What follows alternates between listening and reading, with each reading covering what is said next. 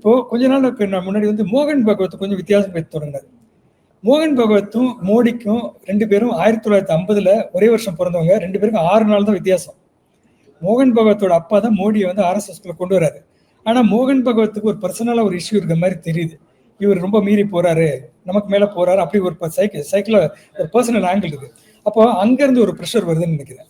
அப்போ இதெல்லாம் பார்க்கும்போது பார்த்தீங்கன்னா ஆர்எஸ்எஸ்க்கு அதிருப்தி இருக்கு, மக்களிடம் அதிருப்தி இருக்கு, பிஜேபிக்குள்ளேயே வந்து இவர் ரொம்ப டாமினேட் பண்றாருன்னு இருக்கு. இன்னொன்று, பிஜேபிக்குள்ளேயே அதிகாரம் படைத்தவர் வந்து அமித்ஷாவா இருக்காரு.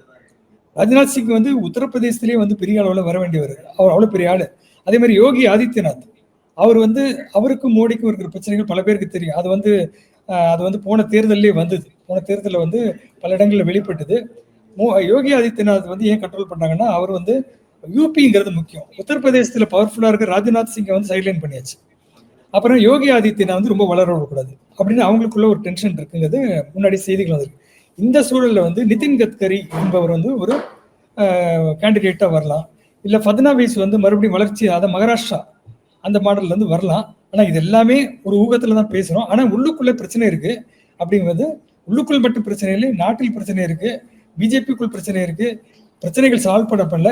இங்கே வந்து ஒரு நம்பிக்கை மக்களுக்கு வரும். நீ வந்து சைனா வந்து உங்களை டாமினேட் பண்ண முடியுது, ட்ரம்ப் வந்து உங்களை வந்து ரொம்ப மோசமாக நடத்த முடியுது, நீங்க எதுவுமே பண்ணல, பாகிஸ்தான் வந்து நீங்க ஒன்றும் பண்ண முடியல, சைனா வந்து உள்ளுக்குள்ள நிற்கிறாங்க.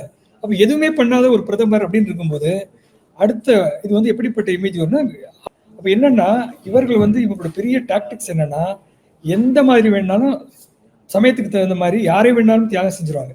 வாஜ்பாயை தியாகம் செய்வார்கள், அத்வானியை தியாகம் செய்வார்கள், தேவைப்பட்டால் மோடியும் தியாகம் செய்வார்கள்.